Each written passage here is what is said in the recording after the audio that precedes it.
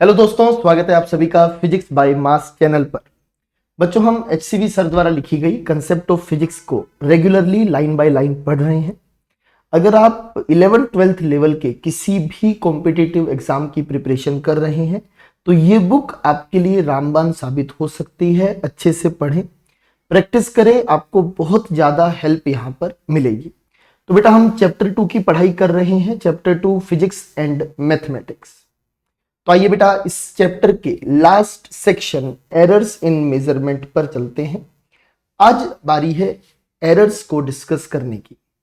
बेटा, यहां पर मैं एक बात क्लियर कर दूं, फिजिक्स में सर ने जितने डिटेल में यहां पर एरर को बताया है, जिस लेवल पर सर लेकर गए हैं, उतना डिटेल में कॉम्पिटिटिव एग्जाम्स में इस तरह से नहीं पूछता है।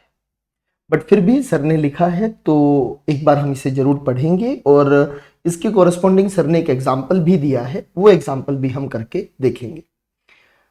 जिस एरर की कैलकुलेशन यहाँ पर सर ने बताई है वो आप मैथमेटिक्स में स्टैटिस्टिक्स एक चैप्टर आता है बेटा, वहां पर और अच्छे से पढ़ते हैं।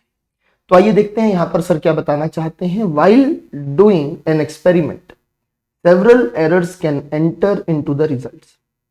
Errors may be due to faulty equipment, कि हमने खराब इंस्ट्रूमेंट यूज कर लिया, उस वजह से एरर आई। केयरलेसनेस ऑफ द एक्सपेरिमेंटर और random causes. The first two types of error can be removed after detecting their cause. तो अगर इक्विपमेंट खराब है तो बदल देंगे, एक्सपेरिमेंटर खराब है तो उसे समझाएंगे भैया सही करके एक्सपेरिमेंट करो। बट अगर रैंडम कॉजेज हैं आपके एरर के तो आप उसे दूर नहीं कर सकते। The first two types of errors can be removed after detecting their cause, but the random errors still remain. तो बेटा, हमारी कोशिश है कि हम एरर को दूर करें। उसके लिए हम कोज को पहचानेंगे, कोज पता चला, एरर दूर करेंगे। बट अगर कोई ऐसी एरर है, मतलब कोई रैंडम एरर है जिसे आप दूर नहीं कर सकते, तो एटलीस्ट हम ये बताएंगे कि भैया इसमें एरर है और इतनी एरर है, ताकि हमें ये तो समझ आए कि ठीक है जो मेजरमेंट की गई है। मान लीजिए आपको एक लेंथ कैलकुलेट करने बोला था, वो लेंथ आपके पास 10 सेंटीमीटर, आपको पता ही एग्जैक्ट कैलकुलेट नहीं हुई है, तो बता दोगे कि भैया 1 सेंटीमीटर का डिफरेंस हो सकता है। तो एरर हो रही है ये हम मानते हैं, पर भैया बता दो कि कितनी एरर हो रही है, या तो दूर कर दो एरर। अगर दूर करना हमारे बस की बात नहीं है तो आप एरर को कैलकुलेट करके बता दो। No specific cause can be assigned to such errors. When an experiment is repeated many times, the random errors are sometimes positive and sometimes negative. Thus, the average of a large number of the results to be repeated experiments, कि क्या कह रहे हैं बेटा, देखिएगा। Thus, the average of a large number of the results repeated experiments is close to the true value. कि जितने ज्यादा एक्सपेरिमेंट्स आप करोगे उतने ज्यादा आपको वहां पर वेरिएशंस मिलेंगे, उतनी ज्यादा अगर आप वहां पर कैलकुलेशंस करेंगे तो आपकी एरर को आप मिनिमाइज कर सकते हो by doing the repeated experiments. However, there is still some uncertainty about the truth of this average, कि आपने बहुत सारे एक्सपेरिमेंट्स कर भी लिए, बट फिर भी बहुत सारे एक्सपेरिमेंट करने के बाद भी आप हो सकता है ट्रू वैल्यू तक ना पहुंच पाओ, सही रिजल्ट तक ना पहुंच पाओ। The uncertainty is estimated by calculating the standard deviation described below, कि कितनी गलती हो रही है, कितनी एरर है, वो बताने के लिए आप स्टैंडर्ड डेविएशन का यूज करते हैं। बेटा, वैसे ये चीज आपको अगेन मैथमेटिक्स में स्टैटिस्टिक्स चैप्टर में पढ़ाई जाती है। तो एरर अगर कभी कैलकुलेट करनी पड़े तो कैसे करेंगे, वही हम सीख रहे हैं कि how to calculate the standard deviation. Let x1, x2, x3 up to xn are the results of an experiment repeated n times. आपने n बार कोई एक्सपेरिमेंट किया, उसके आपको रिजल्ट्स मिले। तो standard deviation, the standard deviation sigma is defined as under root, formula है बेटा 1/n समेशन i बराबर 1 से n तक जाएंगे, और हर एक वैल्यू को आप सोल्व करेंगे xi माइनस एक्स बार का स्क्वायर। ये आपके पास फॉर्मूला है स्टैंडर्ड डेविएशन का।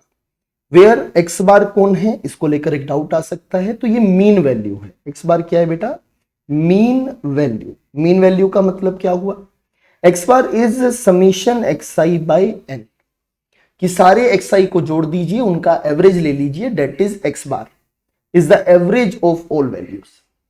The best value of x derived from these experiments is x bar, ये बेस्ट वैल्यू है, आप इसी के कोरस्पॉन्डिंग डेविएशन निकाल सकेंगे। And the uncertainty is of the order of plus minus sigma, कि एरर पॉजिटिव भी हो सकती है, एरर नेगेटिव भी हो सकती है। इनफैक्ट एक्स बार प्लस माइनस 1.96 सिग्मा, यहां पर एक डेटा दिया जा रहा है, सुनिएगा कि एक्स बार प्लस माइनस 1.96 सिग्मा की बात हो रही है। यहां पर सर कह रहे हैं एक्स बार प्लस माइनस 1.96 सिग्मा तक अगर आप जाओगे तो उस केस में आपके पास में is quite often taken as the interval in which the true value should lie, कि आप अप्रोक्सीमेटली उस एग्जैक्ट वैल्यू पर पहुंच चुके हो।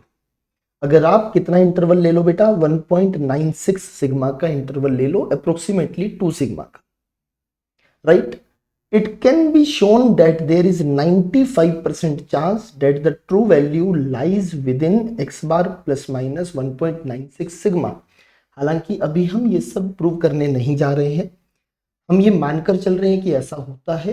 तो अगर आपको बोला जाए ट्रू वैल्यू कहाँ लाई करेगी, तो आप कह सकते हैं x बार प्लस माइनस 2 सिग्मा और 1.96 सिग्मा के बीच में लाई करेगी। If one wishes to be more sure, one can use the interval x bar plus minus 3 sigma, और बेहतर हो जाएगा, as the interval which will contain the true value, ये guarantee मिल जाएगी। इवन बेटा अगर आप इंजीनियरिंग के लेवल पर पहुंचते हैं, वहां पर जाकर आप एक सब्जेक्ट पढ़ेंगे क्वालिटी मैनेजमेंट। क्वालिटी मैनेजमेंट की अगर मैं बात करूं तो वहां पर आपको सिखाया जाता है कि आपको एग्जैक्ट वैल्यू किस लेवल पर मिलती है। तो यहां पर एक बात समझ आई कि 1.96 सिग्मा के इंटरवल में आपको 95% चांस है ट्रू वैल्यू मिलने के, और 3 सिग्मा के इंटरवल में अप्रोक्सीमेटली 99.9% चांसेस हो जाते हैं। The chances that the true value will with in x bar plus minus 3 sigma is more than 99%। बहुत अच्छी बात हो गई। All this is true if the number of observations n is large। Experiment बड़ा होना चाहिए, तभी ये बात सही होगी। In practice, if n is greater than 8, the results are reasonably correct। Sir ये सब क्यों है, उसकी डिटेल्स आपको फिजिक्स में जानने की जरूरत नहीं है। The focal length of a concave mirror obtained by a student in repeated experiments are given below। Focal length एक लेंस में या एक मिरर में आप कैलकुलेट कर सकते हैं, तो एक कॉन्केव मिरर के केस में फोकल लेंथ कैलकुलेट की गई। Find the average focal length with uncertainty in plus minus sigma limit. तो कितनी अनसर्टेनिटी है, एवरेज फोकल लेंथ आपको बतानी है। तो नंबर ऑफ ऑब्जर्वेशन आपको दी गई है, कितनी ऑब्जर्वेशन 10, और हर केस में फोकल लेंथ निकाल कर भी बताई गई है।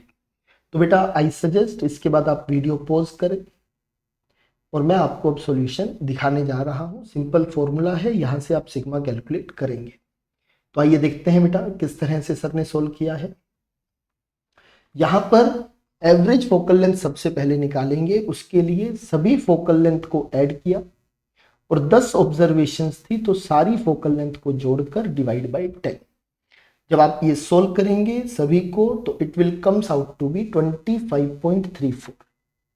बट यहां पर 3 सिग्निफिकेंट फिगर्स के साथ आप चल रहे हैं, डेसिमल के बाद एक ही नंबर है, तो यहां पर भी आप 3 सिग्निफिकेंट फिगर के लिए ही आंसर लिखेंगे। डेट इज आप इसे अप्रोक्सीमेट कर देंगे 25.4। ये आपके पास ट्रू वैल्यू आ गई, एवरेज वैल्यू आ गई एफ बार। यहां पर स्टेटिस्टिकली आपने एक टेबल बना ली है, 10 बार एक्सपेरिमेंट किया गया, 10 बार आपके पास फोकल लेंथ थी वो लिख ली। हमें पता है हमें एक्स आई माइनस एक्स बार चाहिए, F I minus F bar चाहिए, तो आपने हर बार डिफरेंस निकाल कर लिख लिया। हर वैल्यू में से 25.4 को आपने माइनस किया, माइनस करके आपके पास अलग अलग रिजल्ट्स आ गए। देन आपको इनका स्क्वायर करना है, स्क्वायर कर दिया गया बेटा। स्क्वायर करके अब आपको एवरेज लिखना है, सबको जोड़ दीजिए, सबको जोड़ा 0.33 आ गया। तो ये value is 0.33 divide by 10 number of experiments, तो ये आ गया 0.033। जब आप इसका अंडर रूट लेंगे it comes out to be 0.18, but हम डेसिमल के बाद सिंगल डिजिट लिख रहे हैं, दैट इज 0.2 सेंटीमीटर अप्रोक्सीमेटली। तो हमारी ट्रू वैल्यू या average value was 25.4, plus minus sigma लिखने कहा गया था, तो it is 25.4 plus minus 2 centimetre. इस प्रकार से आप इसे यहाँ पर लिख सकते हैं। उम्मीद करता हूँ अच्छे से क्लियर हुआ होगा। हालांकि फिजिक्स के एग्जाम्स में स्टैंडर्ड डेविएशन निकालने डायरेक्टली बहुत रेयर है कि बोला जाए, बट हाँ ये आप निकालना सीखते हैं जब आप मैथ्स पढ़ते हैं। तो उम्मीद करता हूँ फिर भी आपको एरर क्या होती है ये पता चला होगा, और हम रैंडम एरर्स को कैलकुलेट करते हैं ये समझ आया होगा। तो इसी के साथ ये चैप्टर यहाँ समाप्त होता है। रेगुलरली बेटा थर्सडे एंड मंडे 2 दिन में आपके पास HCV के सॉल्यूशंस भी लेकर आ रहा हूं दोपहर 12 बजे। जब भी आपके पास समय हो सोल्व करें, सोल्व करने के बाद उन सॉल्यूशंस को देखें और अच्छे से सीखें। उम्मीद करता हूं सारी चर्चा यहां तक क्लियर हो गई होगी। मुलाकात होगी अगले लेक्चर में। बहुत अच्छे से पढ़ाई करते रहिए। इसके बाद बेटा हम अगला चैप्टर शुरू करेंगे बेटा लाइन बाय लाइन पढ़ना। दैट इज अगला chapter is from pure physics rest and motion kinematics. तो इंतजार कीजिए, अगले लेक्चर में हम रीडिंग शुरू कर रहे हैं rest and motion kinematics chapter 3 की। Thank you very much.